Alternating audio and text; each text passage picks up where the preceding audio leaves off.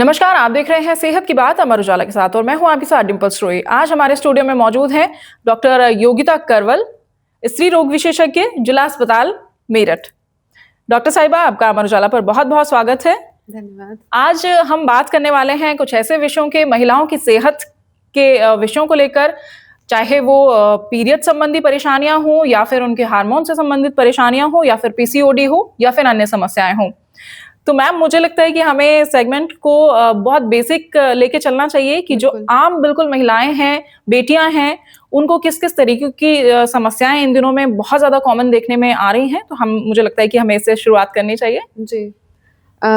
डिम्पल, जैसा कि आपने मेरा परिचय दे दिया है, मैं एक बार बता दूँ कि मैं स्त्री रोग विशेषज्ञ हूँ और पिछले 14 साल से लगातार जिला महिला अस्पताल में कार्यरत हूँ। जी।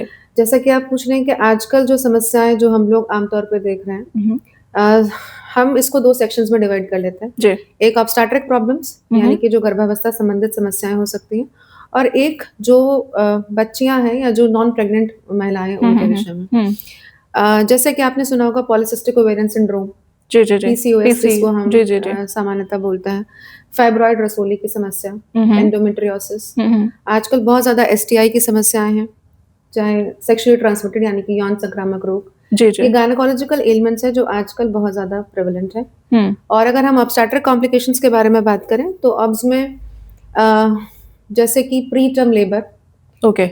मतलब कि प्रसव से पहले हुँ, ही हुँ। दर्द आ जाना हुँ, हुँ। और सामान्यतः समय ना पूरा होना और उससे हुँ। पहले डिलीवरी का कंडक्ट हो जाना। ओके। अनीमिया बहुत ज़्यादा कॉमन है आजकल। हुँ, हुँ। इनफर्टिलिटी की प्रॉब्लम्स आपने सुनी होगी, हुँ, काफ़ी हुँ, हुँ। ज़्यादा हुँ, हुँ, आजकल हुँ। प्रिवेल कर रही हैं। हुँ, हुँ। तो ये सारी मुख्यतः कुछ समस्याएँ हैं जो बहुत ज़्यादा आजकल प्रेवलेंट हैं और ओके। मुझे लगता है कि इसमें लाइफ़स्टाइल का और जो हमारी जीवन शैली है, वो बहुत ज़्यादा इम्पोर्टेंट रोल प्ले करती है। हुँ, हुँ, हुँ। तो मुझे लगता है कि हम एक अर्ली यंग से लेके चलते हैं कि जब आप के पीरियड शुरू होते हैं, तो जी, पीरियड्स में अनियमितता और बहुत ज़्यादा पेन होना, इस तरह की समस्याएँ बहुत ज़्यादा बेटियों में देखने में मिलती हैं। और कई बार ये भी मैं जानना चाहूँगी कि कई बार लेट पीरियड शुरू होना, तो क्या ये कॉमन है या फिर किसी बीमारी का संकेत है या फिर कब इसको लेके चिंतित होना चाहिए?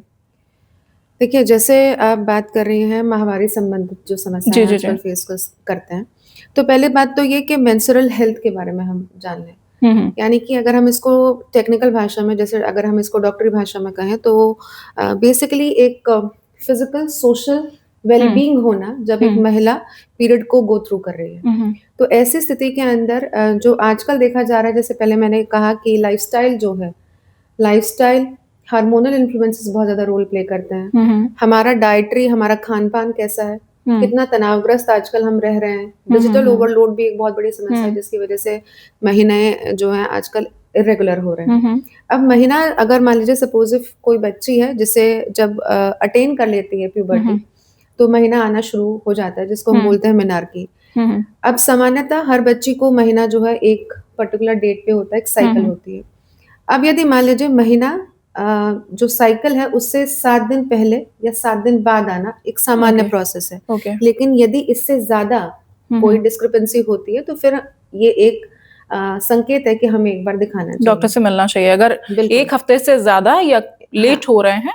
नॉर्मली जो हमारी साइकिल होती है वो 28 से 30 दिन की होती है, ओके, लेकिन हम 21 से 34 दिन की साइकिल सामान्यतः मान सकते हैं, ओके। यानी कि प्लस माइनस 7 डेज़। हुँ, हुँ। तो अगर किसी भी बच्ची ने को जिसने कि पीरियड्स अटेन कर लिए हैं, यदि हुँ, हुँ। ऐसी स्थिति में महीना 7 दिन पहले या 7 दिन बाद हुँ, हुँ। अगर हो रहा है तो सामान्य है। ओके। लेकिन अगर 3 साइकिल जिससे ज़्यादा डिस्टर्ब हो रही है, तो हुँ, फिर हुँ। ये एक थोड़ा-सा एक विषय है जिसमें आपको अंडरलाइंग पैथोलॉजी जानना इम्पोर्टेंट है। हुँ, हुँ। तो ऐसी स्थिति के अंदर जो है स्त्री रोग विशेषज्ञ को ज़रूर कंसल्ट करें। मिलना चाहिए। बिल्कुल। तो जैसे कि आपने बात करी डाइटरी हैबिट्स और जो हमारी दिनचर्या है, वो इसमें कितना बड़ा रोल अदा करती है? क्या इसका प्रभाव पीरियड्स पे पड़ता है?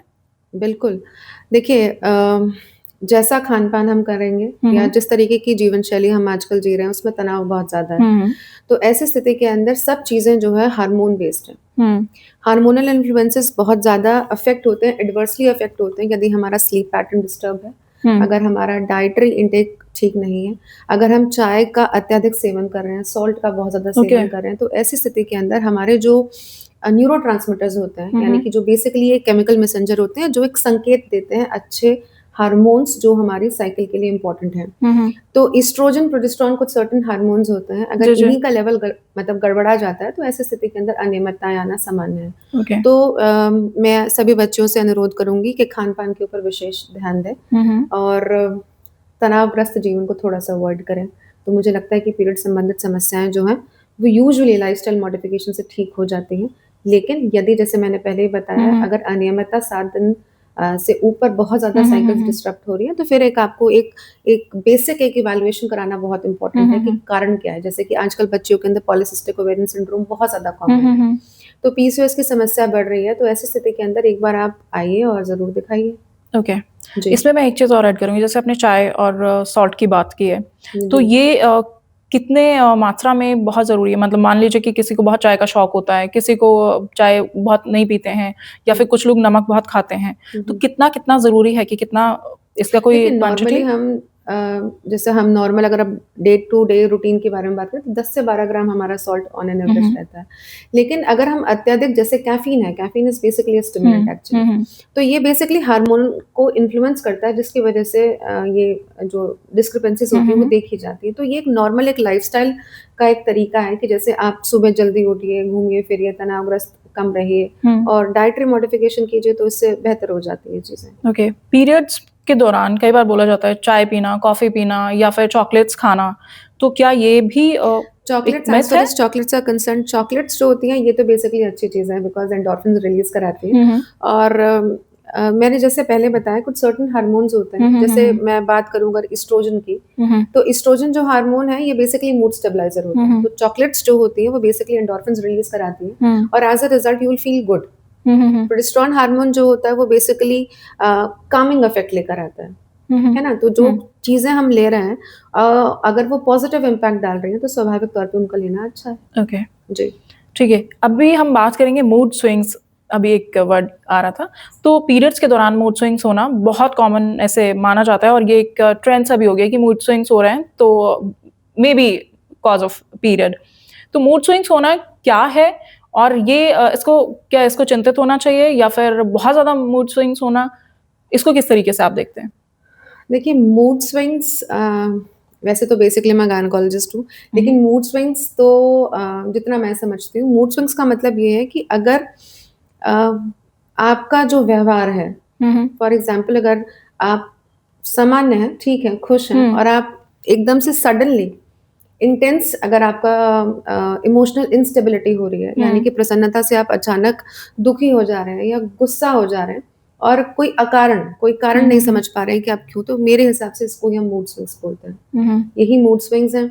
और मूड स्विंग्स में अंडरलाइन बहुत सारी कंडीशंस होती हैं। पहली बात तो यही कि आप कैसी जीवन शैली आपकी है, या आसपास में आपके कोई तनाव तो नहीं है, घर का माहौल कैसा है, यानी कि ये तो चीजें होगी जो हमारी एनवायरमेंटल फैक्टर्स हो गए या हमारे घर का जो एक माहौल है। दूसरी बात, सर्टेन अंडरलाइन कुछ मेंटल कंडीशंस भी हो सकती हैं, जैसे बाइपोलर डिसऑर्डर हो गया, या कोई साइकियाट्रिक एलिमेंट्स है जिसकी वजह से पेशेंट को ऐसा हो सकता है, या सर्टेन हार्मोनल इन्फ्लुएंसेस जो होते हैं, जैसे थायराइड हार्मोन है, अगर ये हाइपोथायराइडिज्म, आपने शब्द सुना होगा, हाइपोथायराइडिज्म है, तो ऐसी स्थिति के अंदर भी मूड स्विंग्स होना बहुत सामान्य बात होती है। आपने आजकल सुना होगा मीनोपॉजल सिम्पटोलॉजी, जैसे मीनोपॉज होता है, तो उसके अंदर भी मूड स्विंग्स बहुत कॉमन होते हैं। कारण यही है कि बेसिकली हार्मोन्स का ही सारा खेल है। अगर एस्ट्रोजन कम होने लगता है बॉडी में, तो एज अ रिजल्ट जो है, मैंने बताया कि मूड स्टेबलाइजर है, तो एज अ रिजल्ट बेसिकली तो कहीं ना कहीं जी बिल्कुल।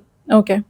तो क्या पीरियड्स के दौरान किस किस तरह की डाइट का ध्यान रखना जरूरी है, किस तरह की दिनचर्या आपको रखनी चाहिए, कुछ स्पेशल कुछ ऐसे टिप्स हैं? पीरियड्स के दौरान आप जैसे जो आप रेगुलर, देखिए एक तो मैं आपके माध्यम से जरूर बताना चाहूंगी कि पीरियड्स में हम 2-3 चीजें बहुत इंपॉर्टेंट होती हैं, जो सामान्यता की, हम कब असामान्य बोलते हैं कि आपका महीना असामान्य हो गया, उस असामान्यता में, जैसे मैंने पहले भी बोला कि +-7 डेज तो सभी को ये जानकारी मिल गई।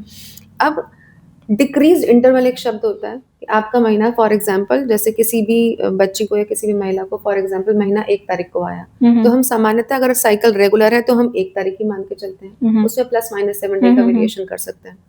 लेकिन यदि महीना बहुत जल्दी आ रहा है, यानी कि डिक्रीज इंटरवल, हम इंटरवल एक शब्द होता है जो हम देखते हैं। दूसरी बात कि महीना पहले कितने दिन आता था, अब कितने दिन आ रहा है, यानी कि हम उसका ड्यूरेशन चेक करते हैं। सामान्यतः हर बच्चे को महीना यूजुअली 3 से 4 दिन आता है। अगर ये कम हो रहा है या ज़्यादा हो रहा है, ओके। तो भी ये कंसर्न का विषय हो गया। आप जो पैड इस्तेमाल करते हैं, दिन में सामान्यतः 1 से 2 पैड करना सामान्य बात है। लेकिन अगर आप बहुत ज़्यादा आपको पीरियड हो रहा है और आप 3 या 3 से ज़्यादा पैड अगर एक प्रतिदिन में इस्तेमाल कर रहे हैं, तो ये भी एक कॉज़ ऑफ कंसर्न हो गया। साथ में जैसे पेन होना, जिसको हम टेक्निकल भाषा में डिस्मेनोरिया बोलते हैं। अगर पेन हो रहा है तो पीरियड में पेन होना सामान्य बात है, लेकिन अत्यधिक पेन होना जिसकी वजह से आप अपना डे टू डे काम ना कर नहीं पा कर पा रहे हैं, रहे। रूटीन नहीं आपका फॉलो हो पा रहा है, तो this is a cause of concern. Okay. Secondly, passage of clot. तो ये 4-5 पॉइंट्स जो होते हैं वो पीरियड संबंधित चीजों में इंपॉर्टेंट होते कि हैं। अगर इस तरह के लक्षण आपको हाँ, अगर बिल्कुल। दिख रहे हैं तो अगर फिर डॉक्टर से मिलना आप ये जरूरी है। नोटिस कीजिए कि भाई मुझे पीरियड पहले ऐसे आ रहा था, अगर इन 4-5 चीजों के अंदर अनियमितता बहुत ज्यादा आ रही है और कंसिस्टेंटली 3 महीना या 3 महीना से ऊपर हो गया, इस तरीके की दिक्कतें आ रही है, तो फिर आपको डेफिनेटली एक बार स्त्री रोग विशेषज्ञ को दिखाना चाहिए कि भाई ये बेसिकली कारण क्या है। हो सकता है कि हार्मोन का प्रभाव हो या फिर कोई स्ट्रक्चरल एब्नॉर्मलिटी हो, जैसे कि फाइब्रॉइड अगर मान लीजिए रसौली जिसको हम बोलते हैं वो अगर हो गई है, या एंडोमेट्रियोसिस है, या कोई और अंडरलाइन कोई पैथोलॉजी है, तो ऐसी स्थिति के अंदर एक बार जरूर दिखाना चाहिए। As far as diet is concerned, diet में यही है कि जो भी सीजनल फ्रूट्स वेजिटेबल्स, जैसे आजकल बहुत अच्छा मौसम चल रहा है, तो इसमें हरी फ्रूट्स एंड पत्तेदार वेजिटेबल्स खा सकते हैं, बिल्कुल जो भी सीजनल फ्रूट्स एंड वेजिटेबल्स हैं वो आप जरूर इनटेक लें। विटामिन सी बहुत इंपॉर्टेंट होता है, वो जरूरी आप लें। और आजकल जैसे हरे पत्तेदार सब्जियां हैं, तो ये बेसिकली इंडियन पॉपुलेशन में तो बहुत ज्यादा अनीमिया प्रेवलेंट है, तो ऐसी स्थिति के अंदर अगर आप हरी पत्तेदार सब्जियां का इनटेक करते हैं, चना, गुड़, मुरमुरा, इस तरीके की चीजें खा रहे हैं, तो अनीमिया भी ठीक होगा और आप पीरियड्स में जो आपका एक्सेस टू फ्लो हो रहा है वो भी डेफिनेटली रेगुलेट होगा। तो डाइट तो ये चीज हो गई, और बाकी आप तनाव ना लें, प्रसन्नचित रहें, एक नॉर्मल फिजियोलॉजी है, तो इसको वैसे ही लें जैसे एक सामान्य एक चीजें हैं, बाकी ऐसा कोई बहुत ज्यादा कुछ वायरस इशू नहीं है। बिल्कुल जी। डॉक्टर साहब, ये तो रही पीरियड्स की बात, और एक और जो कॉमन चीजें आजकल देखने में आती हैं, गर्भावस्था को लेकर महिलाओं में बहुत ज्यादा एक डर भी है और कहीं ना कहीं कॉम्प्लिकेशंस भी बहुत आते हैं। तो गर्भावस्था के दौरान क्या क्या चीजें ऐसी हैं जो ध्यान रखना बेहद आवश्यक है? एक तो डिम्पल, मैं ये जरूर क्लियर करना चाहूंगी कि जैसे मैंने पीरियड संबंधित चीजें भी कही कि नॉर्मल फिजियोलॉजी है, ऐसे ही प्रेगनेंसी भी नॉर्मल फिजियोलॉजी है। It's a normal physiological change, तो पहली बात तो ये कि ये बीमारी नहीं है किसी प्रकार की। हम जो प्रेग्नेंट महिलाएं हमारे यहाँ हॉस्पिटल के अंदर आती हैं, तो हम उनको पेशेंट कह के संबोधित नहीं करते, they are clients for us. तो प्रेगनेंसी किसी प्रकार से कोई भी बीमारी नहीं है। तो पहली बात तो आप इस चीज से बिल्कुल तनाव मुक्त हो जाइए कि आप कुछ बीमारी से ग्रस्त नहीं है। प्रेगनेंसी के अंदर स्वाभाविक तौर पे आप एक जीव को आप अपने अंदर रख रहे हैं और उसका भरण पोषण कर रहे हैं, तो स्वाभाविक तौर पे आपको कुछ चीजों का ध्यान रखना पड़ेगा। जैसे कि आप अपनी डाइट पे, आपको सब स्पेसिफिकली बहुत इंपॉर्टेंट है कि जब आपको पता चलता है कि आप प्रेग्नेंट हैं, आप ने कंसीव कर रखा है, तो ऐसी स्थिति के अंदर सबसे इम्पोर्टेंट चीज तो पहले ये है कि आप कंफर्म कीजिए कि वेदर यू आर प्रेग्नेंट कि नहीं। इम्पोर्टेंट चीज, जैसे पीरियड का मिस हो जाना, ये इस बात का संकेत नहीं है कि आप प्रेग्नेंट हैं। हमारे पास बहुत सारी महिलाएं कभी कभी ऐसे आती हैं कि उनको पिछले 2 महीने से महीना नहीं हुआ, 3 महीने से महीना नहीं हुआ, और वो ये सोचती हैं कि उनको प्रेगनेंसी है। तो ऐसी स्थिति के अंदर जब भी आपका पीरियड मिस होता है, तो ऐसी स्थिति में पहली बात तो आप एक यूरिन प्रेगनेंसी टेस्ट करके देखिए। आपने यूपीटी करके देखा और यूपीटी अगर आपका 2 लाइन आ जाती है, पॉजिटिव आता है, तो ये इस बात का संकेत है कि आप गर्भवती हो सकती हैं। It is a screening test, not a confirmatory test. Now जब आपने यूपीटी करके देख लिया और आपने देख लिया कि हाँ ये 2 लाइन आ गई है इसमें, तो मैं गर्भवती हो सकती हूँ, ऐसी स्थिति में कंफर्मेशन के लिए एक बुकिंग स्कैन होता है। यानी कि जैसे ही आपको पता चला, आप पहले अल्ट्रासाउंड करा के देखिए। अल्ट्रासाउंड करा के आपने जब देख लिया कि हाँ ठीक है, उसके अंदर जेस्टेशनल सैक अगर आपको दिखाई देगा, तो ये इंडिकेटिव है कि नाउ अब आप प्रेग्नेंट हैं। तो ऐसी स्थिति में जो पहली तिमाही होती है, यानी कि जो फर्स्ट ट्राइमेस्टर होता है, ये तो एक बुकिंग स्कैन के बारे में बात हो गई कि भाई आपने कंफर्म कर लिया कि आप प्रेग्नेंट हैं। अब आप जैसे, क्योंकि मैं सरकारी सेवा में कार्यरत हूँ, तो जैसे ही कंफर्म होता है कि आप प्रेग्नेंट हैं, आप तुरंत हमारे हॉस्पिटल आइए, जिला महिला अस्पताल आइए, या जहाँ कहीं पे भी आप दिखा रही हैं वहां जाइए। और आप जो रूटीन इम्यूनाइजेशन होता है यानी कि टेटनस के टीके लगते हैं, जी जी तो जी। जैसे ही आपको कंफर्म होता है ऐसी स्थिति के अंदर आपको रजिस्टर कराना बहुत इंपॉर्टेंट है। अगर आप किसी प्राइवेट डॉक्टर से कंसल्ट कर रही हैं तो वहाँ जाके आप एक बार उनसे बात कीजिए, अपनी कंसर्न गायनेकोलॉजिस्ट है। अन्यथा की स्थिति में जिला महिला अस्पताल आइए और वहाँ पे आके अपना एमसीपी कार्ड बनवाइए, रजिस्ट्रेशन कराइए। तो उसमें हम लोग रजिस्टर कर लेते हैं पेशेंट को और फिर उसको सामान्यतः जो टीकाकरण होता है यानी कि जो गर्भवती माताओं के अंदर टीका लगाया जाता है टेटनस का, जी जी जी। तो सबसे पहले तो एक वो टेटनस का टीका कवर होता है। ओके। हम उनको फोलिक एसिड की टैबलेट देते हैं, ये बहुत महत्वपूर्ण है पहली तिमाही में। और इनफैक्ट मैं ये भी बताना चाहूंगी कि जो मैरिड कपल्स हैं यानी कि जो एलिजिबल कपल्स हैं और वो बच्चा मान लीजिए प्लान करते हैं, तो ऐसी स्थिति में फोलिक एसिड का इंटेक बहुत जरूरी है। प्री कंसेप्शनल यानी कि गर्भवती होने से पहले ही अगर आप ये चाहते हैं कि भाई मुझे अब बच्चा कंसीव करना है, तो आइडियली प्री कंसेप्शनली आपको फोलिक एसिड का इंटेक स्टार्ट कर देना चाहिए। तो किसी डॉक्टर की सलाह से ये ले सकते हैं या फिर ये डाइटरी और वैसे भी? देखिए एक्चुअली क्या है कि आजकल शादियां बहुत लेट हो रही हैं। सामान्यतः महिलाओं की शादी जो है 30 साल या 30 से ऊपर हो रही है। जी जी जी। तो ऐसी स्थिति के अंदर क्या होता है, देखिए रिप्रोडक्टिव एज ग्रुप जो सबसे अच्छी है वो तो हम ये मान के चलते हैं कि 25-26 साल की आयु सबसे अच्छी होती है कंसीव करने के लिए। लेकिन अब क्योंकि करियर ओरिएंटेड प्रायोरिटी बिल्कुल हो गई है, तो स्वाभाविक तौर पे 30 के बाद आप कंसीव कर रहे हैं, तो ऐसी स्थिति में न्यूरल ट्यूब डिफेक्ट होने के चांसेस बहुत ज्यादा रहते हैं। तो फोलिक एसिड अगर आप प्री कंसेप्शनली ले रहे हैं तो ऐसी स्थिति के अंदर न्यूरल ट्यूब डिफेक्ट्स जो है वो काफी कम हो जाते हैं। तो क्या ऐसा भी है कि कुछ टेस्टेस होते हैं कि जो ये पता कर सकें कि हाँ आपकी मेंस्ट्रुअल हेल्थ कैसी है? एक टेस्ट देखिए, अगर मान लीजिए सपोज जैसे मैंने अभी आपको बताया फोलिक एसिड के बारे में, तो अगर मान लीजिए सपोज अगर पहला बच्चा है तो फिर आप ऐसे नहीं आइडेंटिफाई कर पाएंगे, कहीं फैमिली हिस्ट्री तो नहीं है। दूसरा, अगर मान लीजिए सपोज पहले आपने कंसीव किया और उस बच्चे में न्यूरल ट्यूब डिफेक्ट निकला है, ठीक है, तो फिर आप ज्यादा प्रोन हो जाते हैं न्यूरल ट्यूब डिफेक्ट्स के। तो फोलिक एसिड का इंटेक जो है वो न्यूरल ट्यूब डिफेक्ट्स को रोकता है। तो आइडियल ग्राउंड पे आपको प्री कंसेप्शनली फोलिक एसिड लेने के लिए बोला जाता है। अगर मान लीजिए नहीं ले पाते हैं तो जैसे ही पहली तिमाही में, क्योंकि ऑर्गन बच्चे के डेवलप हो रहे होते हैं, बन रहा होता है, तो ऐसी स्थिति के अंदर कोई भी न्यूरल ट्यूब डिफेक्ट ना हो, इसलिए हम फोलिक एसिड का सप्लीमेंटेशन पहली तिमाही में कराते हैं। तो ये बहुत इंपॉर्टेंट है। दूसरी बात ये कि आप इसमें आप एक अल्ट्रासाउंड जरूर करा कर देखिए। ये इंडिकेट करने के लिए पहली बात तो आपने कंफर्म करा लिया। देखिए जो मैंने आपको स्कैन के बारे में बताया, तो स्कैन से एक तो पहली बात तो ये कंफर्म हुआ कि आप प्रेग्नेंट हैं या नहीं है। दूसरी चीज जो बहुत महत्वपूर्ण होती है वो ये होती है कि क्या ये प्रेगनेंसी इंट्रायूट्राइन प्रेगनेंसी है या एक्स्ट्रा यूट्राइन प्रेगनेंसी है। जैसे आपने सुना होगा शब्द एक्टोपिक प्रेगनेंसी, कि बच्चा नले में ठहर गया या तो बहुत इंपॉर्टेंट है कि आप, और बच्चा सिंगलटन प्रेगनेंसी है कि ट्विन है कि ट्रिपलेट है कि क्या है, ये भी एक स्कैन से आइडेंटिफाई होता है स्कैन कराने से। तो ये पहला जो स्कैन हम कराते हैं इसकी इम्पोर्टेंस ये है। दूसरा, जैसे प्रेगनेंसी है तो खाना पीना आपका बहुत अच्छा होना चाहिए। सेकेंड तिमाही से आयरन कैल्शियम का इंटेक जो है वो बढ़ा देना हो जाता है, मतलब मैंडेटरी ही है। तो सरकारी सेवाओं के अंदर जो है हम लोग 6 महीने की दवाई आयरन कैल्शियम एक साथ सप्लीमेंट दे देते हैं। तो आयरन जो है वो आपको लेना रहता है दिन में 2 बार। अगर मान लीजिए सपोज अगर आप माइल्ड एनीमिया से ग्रस्त हैं, अगर आपका हीमोग्लोबिन 9 या 9 से कम चल रहा है, तो ऐसी स्थिति के अंदर हम बोलते हैं कि आप आयरन दिन में 2 बार लें। कैल्शियम का इंटेक बहुत इंपॉर्टेंट हो जाता है।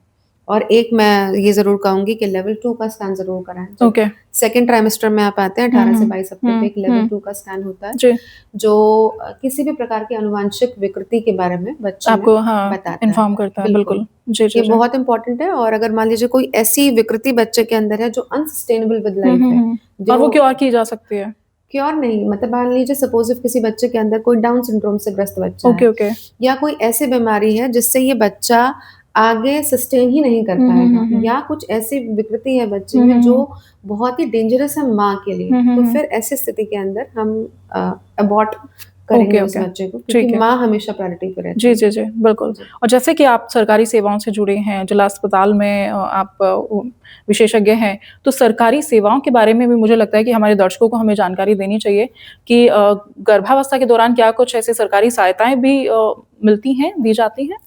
जी बिल्कुल। देखिए या यहाँ पे जिला मैं अस्पताल में तो किस-किस तरह की सुविधाएँ हैं, मैं जी, जी, ये जी, जानना जी। चाहूँगी और हमारे दर्शक भी शायद जानना चाहेंगे। स्पेसिफिकली मैं आपको बताऊँगी क्योंकि मैं तो जिला अस्पताल पे कार्यरत हूँ। हुँ, हुँ। बाकी यहाँ पे इनफैक्ट मेरठ में 12 ब्लॉक हैं, जी। ठीक है? उन 12 हुँ। ब्लॉक में हमारे पास 3 फर्स्ट रेफरल यूनिट हैं हुँ, हुँ। और 12 हमारे पास यहाँ पे सीएचसीज़ हैं, पीएचसीज़ हैं हुँ, हुँ। और हमारा एक जिला अस्पताल है और उसके ऊपर एक टर्शरी यूनिट है एलएलआरएम। हुँ, हुँ। तो हर जो सरकारी तंत्र है, हर जो सरकारी सेवा है, वहाँ पे 24/7 यानी कि 24 घंटे और हफ्ते के 7 दिन हुँ, हुँ। प्रसव संबंधित जितनी भी जो सेवाएँ हैं वो 24/7 प्रोवाइड की जाती हैं। जी। तो सरकारी सेवाओं में अगर आप इसका लाभ लेना चाहते हैं तो एक उत्तर प्रदेश सरकार की बहुत सारी महत्वपूर्ण योजनाएँ गर्भावस्था से संबंधित हैं, हुँ, जैसे कि हुँ। जननी सुरक्षा योजना है जी, जी, जी। और जीएसएसके जननी सुरक्षा शिशु कार्यक्रम है। हुँ, हुँ। और बहुत सारी और भी अन्य सेवाएँ हैं। हुँ, हुँ, हुँ। प्रधानमंत्री मातृत्व सुरक्षा अभियान है, पीएमएमजेवाई है। जी, जी, जी। तो जैसे जो जननी सुरक्षा योजना जो है, हुँ। अगर कोई भी महिला सरकारी अस्पताल के अंदर, चाहे वो ब्लॉक लेवल पे हो, हुँ, हुँ। चाहे वो जिला स्तर पे हो, यदि वो महिला ग्रामीण क्षेत्र से अगर हुँ, संबंध हुँ, हुँ, रखती है, हुँ। तो हुँ। ऐसी महिलाओं को जो प्रसव है, हुँ, हुँ। चाहे वो सामान्य प्रसव हो या हुँ, हुँ। सिज़ेरियन द्वारा प्रसव हो, तो ऐसी स्थिति में 1400 रुपए की आर्थिक सहायता जो है वो प्रोवाइड की जाती है। ओके। और यदि वो महिला शहरी क्षेत्र से बिलॉन्ग करती है, तो 1000 रुपए की धनराशि जो है उसको जेएसवाई के तहत दी जाती दी है। जाती है। हुँ। और जेएसएसके जो मैंने आपको बताया, जेएसएसके के तहत आपका ड्रॉप इन, ड्रॉप आउट हुँ, यानी कि हुँ। जो आपने एम्बुलेंसेस की सेवाएँ सुनी होंगी 102 और जी, जी, 108 जी। की जो जी। एम्बुलेंसेस हैं, तो आपको घर से आपको एक कॉल करनी हुँ, होती हुँ, है हुँ। और वो एम्बुलेंस आपको घर से लेगी पिक करेगी। यानी कि पिक हुँ, हुँ, करेगी हुँ। और आपको ड्रॉप इन ड्रॉप वहीं पे करेगी। करेगी। जी, जी, जी। अगर ब्लड की कोई ज़रूरत है मान लीजिए गर्भवती महिला को, हुँ। तो ऐसी स्थिति के अंदर हम जेएसवाई में जो है ब्लड भी प्रोवाइड कराते हैं। हुँ, हमारे हुँ। पास प्यारेलाल शर्मा के अंदर ओके। ब्लड बैंक एस्टेब्लिश्ड है। हुँ। तो ऐसी स्थिति में ब्लड की सुविधा, ड्रॉप इन, ड्रॉप आउट की सुविधा, हुँ, हुँ, खाने-पीना जो हुँ। है उपलब्ध है। और हाँ, बिल्कुल सारी चीज़ें हुँ, ये हुँ, हुँ। उपलब्ध हैं। तो गर्भावस्था से संबंधित तो ये योजनाएँ हैं। हुँ, हुँ। बाकी अ, शिशु सुरक्षा से लेकर भी कुछ क्या कुछ ऐसा होता है? बिल्कुल हमारे या यहाँ ज पे जो ये आप बता रही हैं कि जो आर्थिक सहायता दी जाती है, वो इसीलिए दी जाती है कि ताकि माँ और बच्चे दोनों के स्वास्थ्य का ख़्याल रखा जा सके? बिल्कुल, बिल्कुल। देखिए आर्थिक सहायता एज़ फ़ार एज़ जो बच्चा है, नवजात शिशु है, उसके संबंध हुँ, में तो हुँ। कोई आर्थिक सहायता नहीं है क्योंकि हमने आर्थिक सहायता अगर माँ को दे दी तो स्वाभाविक तौर पे हुँ, हुँ, बच्चा हुँ। भी उसी से हुँ, हुँ, बेनिफिट हो हुँ। गया। लेकिन हाँ, एसएनसीयू हमारे यहाँ एस्टेब्लिश्ड है, सेक्ट नियोनेटल केयर यूनिट हुँ, जिसमें हुँ। कि 28 दिन तक के बच्चे यानी ओके। कि जो नवजात है, हुँ, हुँ। नियोनेट को हम 28 दिन तक का बच्चा बोलते हैं, तो ऐसी हुँ, स्थिति हुँ। में यदि मान लीजिए कोई भी दिक्कत परेशानी बच्चे को रहती है, तो जिला हुँ, स्तर पे हुँ। एसएनसीयू की सुविधा उपलब्ध है। एक मतलब नई यूनिट एस्टेब्लिश्ड है, नई यानी कि लगभग 1 हुँ। डेढ़ साल से ज़्यादा ही हो गया, उसको हम बोलते हैं एमएनसीयू। हुँ, हुँ, हुँ। एमएनसीयू का मतलब है मदर नियोनेटल केयर यूनिट। हुँ, हुँ। तो जो बच्चे समय से पहले यानी कि प्री टर्म जैसे मैंने पहले ही बताया कि आजकल बहुत प्रीमैच्योर डिलीवरीज़ जी, हो जी, रही जी। हैं, जी। पीटीएल है, हुँ। प्री टर्म लेबर है, तो ऐसी स्थिति में जो बच्चा होता है वो कम दिनों का, कम समय का हुँ, हुँ। और स्पेसिफिकली लो बर्थ वेट यानी कि कम वज़न का बच्चा हुँ, होता हुँ, है। हुँ। तो ऐसे बच्चों को ज़्यादा ये बच्चे प्रोन होते हैं इन्फेक्शंस के और उनको ज़्यादा केयर की रिक्वायरमेंट हुँ, हुँ, होती है। हुँ। तो एमएनसीयू में हमारी सुविधा ये है कि मदर के साथ बच्चा रहेगा और ओके। उसको केएमसी यानी कि कैंगरू मदर केयर हम हुँ, बोलते हुँ, हैं। हुँ, तो हुँ, ऐसे हुँ। बच्चों में देखा गया है कि ऐसे बच्चों को यदि हम केएमसी प्रोवाइड कराते हैं, तो ऐसे हुँ, हुँ। बच्चों का जो सर्वाइवल रेट है वो एनहांस हो जाता है। ओके। तो हमारे यहाँ एसएनसीयू, एमएनसीयू की सुविधा उपलब्ध है हुँ, हुँ। और क्या कहते हैं एमएलसीयू भी एक नया कांसेप्ट है हुँ, hmm. Midwife led care unit. ये भी एक नया ये क्या कांसेप्ट होता है। है? हाँ जी, मिडवाइफ लेड केयर यूनिट जो है इट्स अ न्यूअर कांसेप्ट हुँ, हुँ। और मैं आपको बताना चाहूँगी कि पश्चिमी उत्तर प्रदेश में पहला ओके। एनएमटीआई एस्टेब्लिश्ड है हमारा एलएलआरएम में हुँ, हुँ। और इसमें क्या होता है कि आपने सुना होगा जैसे बाहर के देशों के अंदर विदेशों में हाइड्रोबर्थ का कांसेप्ट है यानी हुँ, कि हुँ, हुँ। पानी में जी, बच्चा जी, हो जी। रहा है। जी, जी। हाइड्रोबर्थ का कांसेप्ट हो गया, बॉल्स वगैरह मतलब यानी कि different different exercises okay, okay, वगैरह ओके। होती हैं। तो ये बेसिकली एमएलसीयू का जो कांसेप्ट है इसमें हम ये चाह रहे हैं कि सामान्य प्रसव की तरफ लेके ज़्यादा जाएँ। जाए। हुँ, हुँ। तो ऐसी स्थिति के अंदर डिफरेंट डिफरेंट तरीके की एक्सरसाइजेज़ हुँ, हुँ, हुँ। जो है वो कराई जाती हैं। हाइड्रोबर्थ का कांसेप्ट है और स्टार्टिंग यानी कि गर्भावस्था की शुरुआत से लेके पीएनसी केयर तक हुँ, हुँ, हुँ। अ, प्रोवाइड की जाती है। तो हुँ, हुँ, हमारे हुँ। यहाँ एमएलसीयू की सुविधा भी उपलब्ध है। ओके। बाकी और भी बहुत सारी सुविधाएँ हैं, अगर आप हुँ, मुझसे हुँ। पूछेंगे तो मैं बहुत सारी सुविधाओं के नाम आपको बता दूँगी। हुँ। जैसे कि ये तो मुझे स्पेसिफिकली मुझे लगता है कि हाँ, ठीक है, जानना बहुत ज़रूरी है और जो हमारे दर्शक देहात क्षेत्रों से जुड़े हुए बिल्कुल। हैं, उनको बहुत सारी जो योजनाएँ हैं, बहुत सारी जो सुविधाएँ हैं, उनके बारे में बिल्कुल जानकारी ही नहीं होती है। तो मुझे लगता है कि जो उनके लिए बेनिफिशियल होने वाला है, वो आप हमारे दर्शकों को ज़रूर बताएँ। जैसे मैंने आपको बताया कि ये तो सारी सुविधाएँ हमारे पास जी। गर्भावस्था से संबंधित सुविधाएँ हो गई। बाकी संपूर्णा क्लिनिक भी एक एस्टेब्लिश्ड है जिसके हुँ, हुँ। अंदर कि हम non communicable diseases for example hmm, जैसे हुँ, कि उच्च हुँ। रक्तचाप हो गया, हुँ, हुँ। डायबिटीज़ हो गई, ओबेसिटी है और कुछ सर्टेन जैसे सर्वाइकल कैंसर आपने हुँ, हुँ, सुना हुँ। होगा। हुँ। तो कॉमन कैंसर्स की स्क्रीनिंग की जाती है। हुँ, तो हुँ, ऐसी हुँ। महिलाएँ जिनको एक बहुत कॉमन डिस्चार्ज की एक प्रॉब्लम होती हुँ, है। हुँ, हुँ। आपने देखा भी होगा, हुँ। काफ़ी सुना भी होगा कि गंदा पानी जा रहा है या सफ़ेद पानी जा रहा है। ओके। तो ऐसी महिलाएँ जिनको इस तरीके की डिस्चार्ज की प्रॉब्लम है, हुँ, हुँ। तो वो हमारे संपूर्णा क्लिनिक में हम लोग उनको देखते हैं ओके। और पैप स्मीयर की सुविधा जो एक बेसिक सुविधा है हुँ, जिसमें हुँ, हम हुँ। लोग उनको हुँ। स्क्रीन आउट करते हैं और अगर हमें ऐसा लगता है कि इस महिला के अंदर ये प्रोन हो सकती है to hmm, hmm. Cervical cancer, hmm. हम आइडेंटिफ़ाई करते हैं, लैब की सुविधाएँ हमारे पास उपलब्ध है हुँ, हुँ। और अगर हमें इसमें ऐसा संकेत लगता है कि ये महिला को कैंसर हो सकता है, हुँ, हुँ। तो ऐसी महिलाओं को हम जो है ललारम आगे शिफ्ट कराते ओके। हैं। तो संपूर्णा क्लिनिक भी हमारे यहाँ एस्टेब्लिश्ड है। एमएलसीयू, एमएनसीयू, एसएनसीयू हुँ, हुँ, इनके हुँ, विषय में हुँ। मैंने आपको बता ही हुँ, दिया। हुँ। बाकी टीकाकरण हुँ, हुँ, हमारे हुँ, यहाँ हुँ, बच्चों का भी हुँ। टीकाकरण होता हुँ। है और साथ में गर्भवती माताओं का भी हुँ। टीकाकरण है।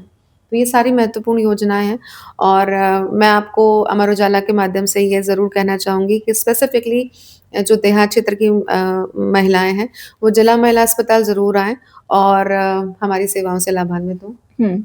बिल्कुल।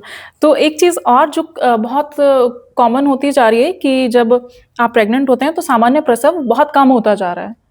तो सामान्य प्रसव के लिए क्या महिलाएँ क्या ध्यान रख सकती हैं गर्भवती महिलाएँ? देखिए, सामान्य प्रसव मैंने जैसे पहले भी कहा इट्स अ नॉर्मल फिज़ियोलॉजी, हुँ, हुँ। ठीक है? तो सामान्य ईश्वर ने इसको रखा ही सामान्य है। हुँ, हुँ। अगर मान लीजिए कोई ऐसी अंडरलाइंग कंडीशन है जिसकी वजह से हुँ। ऑपरेटिव इंटरवेंशन मैंडेटरी हो जाता है, जी, तो जी। फिर हम सी सेक्शन की तरफ जाते जी। हैं। अब उसमें वही है, कारण बहुत सारे हो सकते हैं। हुँ, मान हुँ, लीजिए हुँ। सपोज़ इफ जैसे हम अभी उच्च रक्तचाप के विषय में बात कर रहे हुँ, थे, तो हुँ। आजकल आपने देखा होगा क्योंकि मैरेजेज़ अगर आप लेट हो रही हैं, तो कंसीव भी स्वाभाविक तौर पे हुँ, आप हुँ, लेट हुँ। कर रहे हैं। तो बहुत सारी जैसे हाइपरटेंशन है हुँ, हुँ। प्री एक्जिस्टिंग हाइपरटेंशन होती है, फिर आपने कंसीव कर लिया, तो उस ऐसी स्थिति में हम उसको पीआईएच बोल देते हैं, ओके। जेस्टेशनल हाइपरटेंशन हुँ, हो हुँ। गया, तो उच्च रक्तचाप की प्रॉब्लम जैसे हो गई, हुँ, हुँ, मान हुँ। लीजिए किसी महिला को या इसी से संबंधित उच्च रक्तचाप होगा तो स्वाभाविक तौर पे बच्चे का जो यूट्रोप्लेसेंटल सर्कुलेशन है वो ओके। गड़बड़ा जाता है। हुँ, हुँ, हुँ। और पानी की कमी जैसे ओलाइगोहाइड्रोमनियोस हो गया, तो ये बेसिकली अंडरलाइंग कुछ कंडीशंस हैं जिसकी हुँ, वजह से हुँ, जो हुँ। है ऑपरेटिव इंटरवेंशन बहुत मैंडेटरी हो जाता है। या फिर मान लीजिए सपोज़ सब कुछ सामान्य चल रहा है, लेकिन अगर मान लीजिए नीचे की हड्डी अच्छी नहीं है, जिसको हम सामान्यतः बोल देते हैं कि पेल्विस अच्छी नहीं है, हुँ, हुँ, हुँ। तो फिर that becomes N anatomical indication for okay. Operative intervention. तो ये ईश्वर ने तो सामान्य ही बनाया है, हुँ, लेकिन हुँ, अगर हुँ। मतलब मान लीजिए कुछ ऐसी कोई कंडीशन हो जाती है, हुँ, तो हुँ, फिर हुँ। ऑपरेटिव इंटरवेंशन अ, मैंडेटरी हो जाता है। ओके। और आजकल थोड़ा-सा एक ये भी है कि अ, महिलाएँ जो है दर्द सहने की थोड़ी-सी क्षमता हुँ, जो हुँ, है, हुँ, हुँ। वो कम हो कंपैरेटिवली गई कम है। हो गई है। तो ऐसी स्थिति के अंदर हमारे पास बहुत सारी महिलाएँ, बहुत सारी बच्चियाँ ऐसी भी आती हैं जो ये कहती हैं कि जी हमें तो कराना ही ऑपरेशन हुँ, है। हुँ, हुँ। तो उसको हम सिज़ेरियन डिलीवरी ऑन मैटरनल हुँ, रिक्वेस्ट हुँ, बोलते हैं हुँ, हुँ। सीडीएमआर।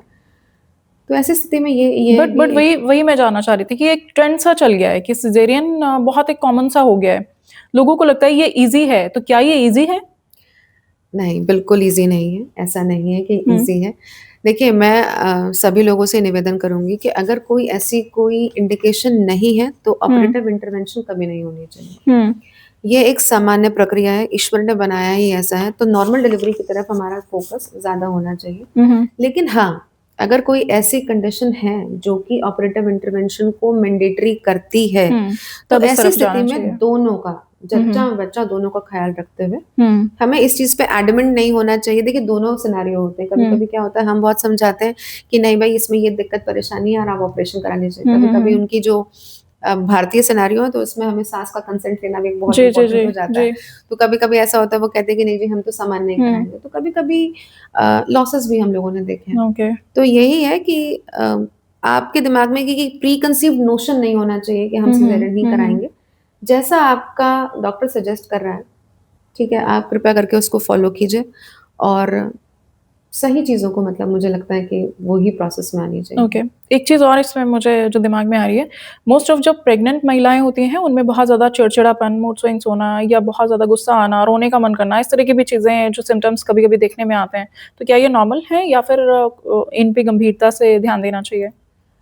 देखिए, सामान्यतः तो इस प्रकार की एलिमेंट्स नहीं होते हैं, लेकिन अगर देखिए, ये भी एक इम्पॉर्टेंट चीज़ तब बन जाती है जैसे अगर घर का माहौल कैसा है। ओके। हम्म। अगर आप जैसे प्रेगनेंसी नहीं चाहते हैं, कभी-कभी क्या होता है कि आपके पास ऑलरेडी 2 बच्चे हैं, हम्म। महिला नहीं बच्चा चाह रही है, हम्म। 2 स्पेसिफिकली फीमेल चाइल्ड हैं। अब हम्म। उसकी इच्छा नहीं है कि वो और बिल्कुल बच्चा है। नहीं चाह रही है, हम्म। लेकिन दबाव है, हम्म। हस्बैंड का दबाव है या पितृपक्षता है समाज में देखिए। हम्म। एक लड़का हो हम्म। जाएगा तो आदमी हम्म। सोचता है कि जैसे मैंने गंगा नहा लिया। हम्म। तो एक वो वाला एक कांसेप्ट पर है, तो ये बहुत कॉमन है कि दिस अगर इज़ अ बेटा वेरी वेरी होगा तो रिस्क नहीं लेना चाहते हैं, बेटी होगी तो लोग सोचते हैं कि हाँ ठीक है बेटा भी देखिए होना चाहिए। हम अब आप लगा लीजिए कि कहाँ रह रहे हैं, लेकिन आज भी यही मेंटालिटी है। हम्म। और इस मेंटालिटी को मुझे लगता है कि जाने में बहुत समय लगेगा। भारतीय बिल्कुल समाज है। पितृपक्षता वाला समाज है, मेल डोमिनेंस आज भी है। अब महिलाएं चाहे कितना भी बराबरी का अधिकार क्षेत्र मान लें, लेकिन मुझे इस चैनल के माध्यम से एक चीज़ और ही कहनी है कि बराबरी का कहीं कोई कंसेप्ट ही नहीं है। स्वाभाविक तौर पे महिला होना ही आपको उच्चतर करता है। जिसकी मतलब जिस पुरुष की जननी महिला है तो स्वाभाविक तौर पे वही उच्च है भाई। तो मुझे लगता बिल्कुल है है। कि ये वाला कंसेप्ट जो है जेंडर बायस जो है वो नहीं होना चाहिए। तो जैसे आप बोल रहे हो कि अवसाद होना, एंजाइटी होना, मूड स्विंग्स, मुझे लगता है कि ये कारण थोड़ा-सा पारिवारिक दृष्टिकोण को देखते हुए ज़्यादा रहते हैं। बट मुझे एज़ लगता है सच कि वो महिला को सपोर्ट की बहुत ज़्यादा ज़रूरत होती है, तो वो कहीं न बहुत कहीं ज़्यादा। कमी हो सकती देखिए, है कि जिस वज़ह से ये होता है। आप किसी चीज़ को कैरी कर रही हैं, है ना? आपको ईश्वर ने, नेचर ने यूट्रस दिया है, आपको आप जननी हैं, तो बिल्कुल है। स्वाभाविक तौर पे जो बाकी का घर परिवार है और स्पेसिफिकली जो हस्बैंड है, उसका बहुत रोल इम्पोर्टेंट है। भावनात्मक संबल चाहिए होता है महिला को। जी, बिल्कुल। तो मुझे लगता है कि किस तरीके से आप अपनी वाइफ का ख्याल रखते हैं, कितना मेंटल, फिजिकल, इमोशनल आप सपोर्ट दे रहे हैं उस 9 महीने के दौरान, तो वो उसकी मेंटल हेल्थ के लिए बहुत-बहुत इम्पोर्टेंट है। जी, जी, और जी। पोस्टपार्टम भी, प्रसव पश्चात भी बहुत ज़्यादा पोस्टपार्टम ब्लूज़ एक शब्द होता है, पोस्टपार्टम डिप्रेशन है। तो ये सारी चीज़ें मुझे लगता है कि आपका उस 9 महीने का जो पीरियड रहा है, कितना फैमिली ने सपोर्ट किया है, कैसा आपका पीरियड गया है, उन सारी चीज़ों के ऊपर बहुत इम्पोर्टेंट है। तो कृपया करके बच्चियों में और बेटों में कोई अंतर ना करें। और आज के टाइम पे तो मुझे लगता है कि लड़कियां ज़्यादा एक्सेल कर रही हैं, ज़्यादा बिल्कुल, बिल्कुल बिल्कुल। उसी चीज़ पे है। जी, बिल्कुल डॉक्टर साहब ये बहुत ही महत्वपूर्ण जानकारी हमारे दर्शकों को मुझे लगता है कि मिली होगी। जी, डॉक्टर साहब ये तो थी पीरियड्स की, गर्भावस्था की बात, पीसीओएस और पीसीओडी की बातें, और अब मैं बात करना चाहूँगी मेनोपॉज़ पे। मेनोपॉज़ क्या है और ये कब शुरू होता है? महिलाओं को इस दौरान क्या ध्यान रखना चाहिए? आप उस पे भी थोड़ा कुछ बताइए। देखिए, मेनोपॉज़ का मतलब है, ये 2 शब्द है, बेसिकली ग्रीक एक वर्ड है।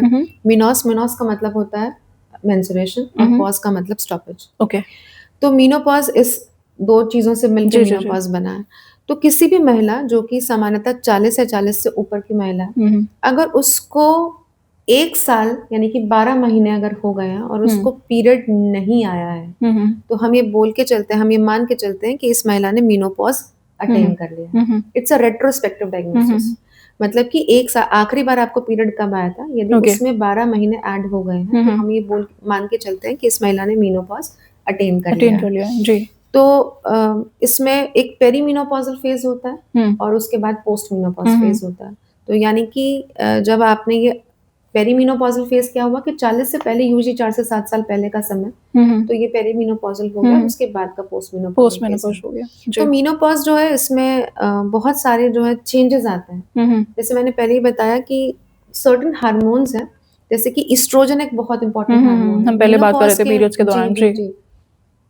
तो मेनोपॉज़ के अंदर क्या होता है कि सर्टेन हार्मोन्स जो हैं वो डिप्लीट हो जाते हैं, जिसमें कि बहुत इम्पोर्टेंट हार्मोन होता है एस्ट्रोजन और प्रोजेस्टेरोन हार्मोन। तो एस्ट्रोजन जो होगा, जैसे आपने सुना भी होगा कि मेनोपॉज़ के अंदर बहुत सारे वैसोमोटर सिम्पटोमोलॉजी, जैसे कि मूड स्विंग्स आना, इरिटेबिलिटी, एंग्जायटी, डिप्रेशन, बहुत सारी महिलाओं के बाल अचानक ग्रे हो जाना, मतलब सफ़ेद हो जाना, बाल टूटना, झड़ना, स्किन बहुत स्केली हो जाना, इची, ड्राइनेस होना, सेक्सुअल डिसफंक्शंस होना, और लॉस ऑफ लिबिडो यानी कि लैक ऑफ सेक्सुअल डिज़ायर, वो सारी चीज़ें होना, और उच्च रक्तचाप की समस्या होना, हार्ट एलिमेंट्स होना, ये सारी की सारी चीज़ें जो है इंटर रिलेटेड है और मेनोपॉज़ के अंदर बहुत कॉमन होती हैं। कारण यही है कि hormone actually, specifically estrogen hormone जो है वो डिप्लीट होने लगता है, जी। और इसकी वजह से ये सारा जो है चीज़ें चेंजेस आने लगती हैं। आते हैं।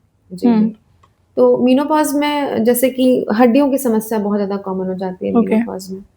तो वो भी यही कारण है दर्द क्योंकि होना, थकान होना, इस तरह बिल्कुल की चीज़ें थकान, बिल्कुल आपको इरिटेबिलिटी, दिखेंगी। मूड स्विंग्स, ये सारी चीज़ें मेनोपॉज़ में बहुत कॉमन है। तो इसमें वही है कि आपको अपना लाइफ़स्टाइल चेंज करना रहेगा हुँ, हुँ। और इसको भी सामान्य लें क्योंकि ये एक नॉर्मल फिज़ियोलॉजिकल हुँ, हुँ, प्रोसेस हुँ, है। हुँ। तो इसमें आप अपने खान-पान का विशेष ध्यान रखें। लेकिन कई बार ये भी होता है ना कि आपको ठीक है, आप मेनोपॉज़ में हैं और आपको ये अंदाज़ा ही नहीं कि अगर कुछ चेंजेज़ आ रहे हैं या फिर आपने जैसे जो सिम्पटम्स बताए हैं कि इस तरह की चीज़ें अगर दिखती हैं, तो कई बार महिलाएँ क्या होता है कि वो उस एज में समझ ही नहीं पाती हैं कि वो इस वजह से हो रहा है और उनको लगता रहता है कि ये पता नहीं क्यों हो रहा है या मेरे को ऐसा पेन क्यों हो रहा है, थकान क्यों हो रही है या फिर इस तरह के जो सिम्पटम्स हैं वो क्यों दिख रहे हैं? नहीं, जैसा ही मैं आपको बता रही हूँ कि 40 साल की अगर उम्र आपकी हो गई है, हुँ, हुँ। तो ये एक स्वाभाविक एक प्रक्रिया है। हुँ। 40 साल के बाद ये आपको देखना होगा कि अगर आपको महीना नहीं आया है पिछले 1 साल से हुँ। हुँ, लगातार, तो हुँ। हम ये मान के चल रहे हैं कि आपने मेनोपॉज़ अटेन कर हुँ, लिया हुँ, है। हुँ। और उसमें जो हमने सिम्पटम्स अभी डिस्कस किए, यदि आपको इस प्रकार के सिम्पटम्स आ रहे हैं, तो ये सांकेतिक एक एक वो है कि आप मेनोपॉज़ में आ रही हैं। हुँ, हुँ। और ये भी क्योंकि एक सामान्य प्रक्रिया है। लेकिन अगर इसमें बहुत ज़्यादा समस्या अगर आपको हो रही है, तो यही है कि आप एक बार ज़रूर स्त्री रोग विशेषज्ञ से ओके। मिलें और कंसल्ट करें। हुँ, हुँ। तो जी, क्या जैसे आपने बीपी की बात की, क्या हार्ट अटैक का बीपी का खतरा बढ़ जाता है इस दौरान? बिल्कुल। देखिए ऐसा होता है कि मैंने आपको बताया कि हार्मोन का सारा खेल है। हुँ, हुँ। हार्मोन जो स्पेसिफिकली एस्ट्रोजन हार्मोन होता है, हुँ। अगर एस्ट्रोजन बॉडी में डिप्लीट होता है, तो ऐसी स्थिति के अंदर एक एचडीएल हुँ, और हुँ। एलडीएल का एक रेशो होता है, हुँ, यानी कि हुँ, लो हुँ। डेंसिटी लाइपोप्रोटीन और हाई डेंसिटी हुँ, हुँ। लाइपोप्रोटीन। तो एचडीएल जो होता है वो हार्ट के लिए अच्छा होता है। हुँ, हुँ। तो जब एस्ट्रोजन का लेवल बॉडी में फॉल करता है तो एज़ अ रिज़ल्ट एचडीएल भी फॉल करने लगता है। हुँ, हुँ, और हुँ। बाकी एलडीएल जो कि खराब कोलेस्ट्रॉल है, एलडीएल बढ़ता है और बाकी कोलेस्ट्रॉल्स रेज़ करते हैं। हुँ, तो हुँ, हुँ। एज़ अ रिज़ल्ट अल्टीमेटली होता यही है कि आप उच्च रक्तचाप यानी कि हाइपरटेंशन होने के hmm, hmm, hmm, chances hmm. And ultimately related to all these raised BP, you are more prone for cardiac hmm, hmm, illness. Hmm, hmm, hmm. ऐसे ही जैसे हड्डियों के ऊपर विषय, जी, जैसे जी। थकान की आप बात कर रही हैं या हुँ।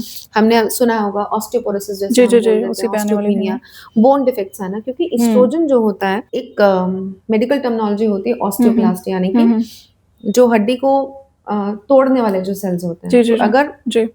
एस्ट्रोजन बॉडी में कम होने लगता है तो हुँ। ऑस्टियोक्लास्टिक एक्टिविटी एनहांस हो जाती है, हुँ, बढ़ हुँ। जाती है और ऑस्टियोब्लास्ट जो बनाते हैं वो कम होने लगते हैं। ओके। तो एज़ अ रिज़ल्ट जो है हड्डियों में कमज़ोरी होना, हुँ, हुँ, हुँ, टूटने के हुँ। चांसेस बहुत ज़्यादा बढ़ हो जाते हैं। जाते हैं। जी। तो इस दौरान क्या-क्या खान-पान में अगर हम डाइट की बात करें, अपने दिनचर्या की बात करें, एक्सरसाइज़ की बात करें, तो ये इनका क्या रोल रहेगा? देखिए, इसमें क्या है कि लाइफ़स्टाइल चेंजेस बहुत इम्पोर्टेंट है। हुँ। रेगुलर आप घूमना-फिरना जो आप करते हैं, उनको कंटिन्यू रखें। कंटिन्यू करिए। हुँ। ग्रेडेड एक्सरसाइज़ेज़ बहुत इम्पोर्टेंट होती हुँ। हैं। मसल स्ट्रेंथनिंग के ऊपर आप हुँ, विशेष हुँ। ध्यान दे सकते हैं। और सेकेंडली कैल्शियम और विटामिन डी का इंटेक बहुत इम्पोर्टेंट है। ओके। जो भी महिलाएँ मेनोपॉज़ल सिम्प्टोमोलॉजी फेस हुँ, कर हुँ, रही हैं, हुँ। ऐसी स्थिति में वो महिलाएँ ज़रूर एक बार ऑर्थोपेडिक वाले डॉक्टर को भी कंसल्ट हुँ, करें। हुँ। और एक डेक्सा स्कैन होता है, ओके। जिसमें कि हम हड्डियों में बोन मिनरल डेंसिटी को हुँ, हुँ, हुँ। इवैल्यूएट कर लेते हुँ, हैं, तो हुँ। वो बहुत इम्पोर्टेंट है। ओके। उसको ज़रूर दिखाएँ। जी, डॉक्टर साहब एक एक चीज़ और जो मैं जानना चाहूँगी कि पोस्ट मेनोपॉज़ भी क्या व्हाइट डिस्चार्ज और ब्लीडिंग हो सकती है? और अगर हो रही है तो क्या ये नॉर्मल है या फिर चिंतित होने की ज़रूरत है? देखिए पोस्ट मेनोपॉज़ का मतलब क्या हुआ कि आपका महीना खत्म हो गया है हुँ। और उसके बाद 1 साल का समय और गुज़र गया है। ओके। तो ऐसी स्थिति में अब आपको महीना नहीं आ रहा है। हुँ, हुँ, हुँ। अब अचानक से यदि मान लीजिए आपको महीना आने लगे, हुँ, हुँ। स्पॉटिंग होने लगे, हुँ, हुँ, हुँ। तो हम इसको पोस्ट मेनोपॉज़ ब्लीडिंग की संज्ञा कहते हैं। ओके। दूसरी बात, यदि आप हस्बैंड से आप कॉन्टैक्ट कर रही हैं हुँ, हुँ। और कॉन्टैक्ट करने के बाद यदि आपको ऑन एंड ऑफ स्पॉटिंग होती है या ब्लीडिंग होती है, तो इसको आप बिल्कुल भी सामान्य ना लें। ना समझें। ये जी। सामान्य समझने की चीज़ नहीं है। ऐसी स्थिति में तुरंत हुँ, हुँ। जो भी आपकी गायनेकोलॉजिस्ट है, आप उनसे ज़रूर मिलिए। हुँ, हुँ। और मैंने जैसे पहले बताया आपको, हमारे यहाँ संपूर्णा क्लिनिक एस्टैब्लिश्ड है। जी, जी, जी। तो जिस भी महिला को इस प्रकार की कोई भी समस्या है, तो हुँ। कृपया करके ज़रूर आएँ और दिखाएँ, हुँ, हुँ। क्योंकि ये संकेत हो सकता है किसी भी प्रकार के इन्फेक्शन का। कोई भी हुँ, घाव हुँ। आपके बच्चेदानी के मुँह पे हो सकता है, सर्वाइकल ओके। कैंसर की हुँ, शुरुआत भी हुँ। इससे हो हुँ, सकती हुँ। है। तो ऐसी स्थिति के अंदर आप ज़रूर एक बार दिखाएँ, ये सामान्य स्थिति नहीं हुँ, है। हुँ, हुँ। सर्वाइकल कैंसर का जैसे आपने बात की, इस पे मुझे लगता है कि हम बात नहीं कर पाए। ये बहुत कॉमन हो गया है, सर्वाइकल कैंसर भी। अर्ली एज में यंग वुमेन किन चीज़ों का ध्यान रख सकती हैं कि सर्वाइकल कैंसर से बचा जा सके? देखिए, सर्वाइकल कैंसर से जैसे बचने की बात है, एक चीज़ हो गई कि प्रिवेंशन यानी कि, हुँ, हुँ। तो अब इस पे भी जिला महिला अस्पताल का बहुत इम्पोर्टेंट रोल आ जाता है। हुँ, हुँ। अभी फ़िलहाल आज की तारीख में तो हमारे पास वैक्सीन उपलब्ध नहीं है, हुँ। लेकिन हाँ, मैं आपके माध्यम से बताऊँगी ज़रूर कि सर्वाइकल कैंसर की वैक्सीन जो है वो उपलब्ध है। हुँ। यानी कि प्रिवेंटिव मेजर मैं आपको बता रही हुँ, हूँ। हुँ। तो जो भी बच्चियाँ 9 से 12 साल की बच्चियाँ हैं, ये हुँ, हुँ, सबसे बेस्ट एज है सर्वाइकल कैंसर की वैक्सीन को लगवाने के ओके। लिए। तो सर्वाइकल कैंसर की वैक्सीन जो है पहले संपूर्णा क्लिनिक में उपलब्ध थी। हुँ, हुँ। तो ये सर्वाइकल कैंसर से बचने का एक तरीका है। Cervical cancer okay. की वैक्सीन यानी कि सर्वावेरिक्स और सर्वावेक के नाम से आती हुँ, है। हुँ। और एक भ्रांति ये भी है कि सिर्फ़ और सिर्फ़ लड़कियों को लगनी चाहिए, ओके, ऐसा नहीं है। ओके। लड़कों को भी ये वैक्सीन लगनी चाहिए। हुँ, कारण हुँ। क्या है कि जो इसका कॉज़ेटिव फैक्टर है वो ह्यूमन पैपिलोमा वायरस है। ओके। अब ह्यूमन पैपिलोमा वायरस जो है वो सर्वाइकल कैंसर का एक कारक है, हुँ, हुँ। लेकिन लड़कों के अंदर जेनिटल वॉर्ट्स की प्रॉब्लम होना या और अलग समस्याएँ होना हुँ, ये भी हुँ। लड़कों में हो सकती है। तो गार्डेसिल 9 नाम की एक वैक्सीन है जो बच्चों में भी यानी कि ओके। लड़कों में भी लगनी हुँ, हुँ, चाहिए। हुँ, हुँ। तो सर्वाइकल कैंसर से बचने का तरीका तो ये है कि आजकल तो सर्वाइकल कैंसर की वैक्सीन उपलब्ध है, हुँ, तो हुँ, आप हुँ। बच्चियों को और लड़कों को ज़रूर लगवाएँ। 9 से 12 साल बहुत इम्पोर्टेंट एज है, हुँ, इसमें हुँ। आप लगवा सकते हैं। लेकिन हाँ, डिलेड भी लग सकती है, लेकिन ओके, गायनेकोलॉजिस्ट से परामर्श के बाद ओके, आप ओके, लगवाएँ। ओके। जैसे 9 से 12 साल के बीच में अगर नहीं लगवाया तो बाद में आप कंसल्ट करें, हाँ, उसके बाद लेकिन लगवा बेस्ट सकते हैं। एज यही है कि नाइन ओके। जब आपका सेक्सुअल एनकाउंटर आज तक नहीं हुआ है, हुँ, हुँ। तो this is the best age कि आप इसमें ज़रूर लगवाएँ। हुँ, लेकिन अगर हुँ। आप नहीं लगवा पाएँ, 25 साल की महिला है, हुँ, हुँ। 28 साल की हुँ। महिला है, 40 साल की, आज जानकारी मिली तो एक बार ज़रूर गायनेकोलॉजिस्ट को हुँ, कंसल्ट हुँ। करें और ऐसी स्थिति में भी आप लगवा हुँ, सकते हुँ, हैं। तो हुँ। ये तो एक प्रिवेंशन की बात हो ओके। गई। और सर्वाइकल कैंसर आप क्या जानना चाह रही थी उसमें सर्वाइकल कैंसर?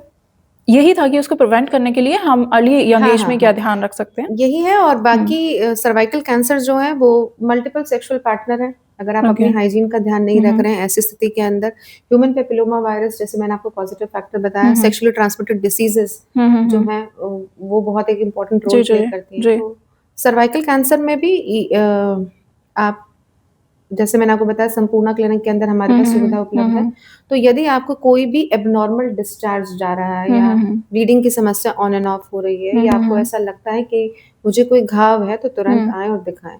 ये एक संकेत है कि कैंसर हो सकता है। हुँ। तो उसका उपचार जो है फिर उसी आधार पे आगे डिसाइड होता है। ओके, बिल्कुल बहुत अच्छी बात डॉक्टर साहिबा ने हमारे दर्शकों को बताई हैं और बहुत सारी ऐसी जो महिलाएँ हैं, जो अपने परिवार में खुलकर बात नहीं कर सकती, बहुत सारी समस्याओं पे, तो वो संपूर्ण क्लिनिक जाकर अपनी समस्याओं को डॉक्टर साहब बिल्कुल। से बात कर सकती हैं, बता सकती हैं और मुझे लगता है कि आज का ये सेगमेंट बहुत ही इम्पोर्टेंट रहने वाला है, बहुत यूज़फुल रहने वाला है, बहुत सारी जानकारियाँ आपको भी मिली होंगी और हम फिर हाज़िर होंगे किसी नए विशेषज्ञ के साथ और नए विषय के साथ। डॉक्टर साहिबा, अमर उजाला पर आने के लिए आपका बहुत-बहुत थैंक धन्यवाद। यू। आज्ञा दीजिए, नमस्कार। अगर आप ये वीडियो YouTube पर देख रहे हैं तो हमारे चैनल को सब्सक्राइब करें और बेल आइकन को दबाना ना भूलें। अगर आप Facebook पर ये वीडियो देख रहे हैं तो हमारे पेज को लाइक करें।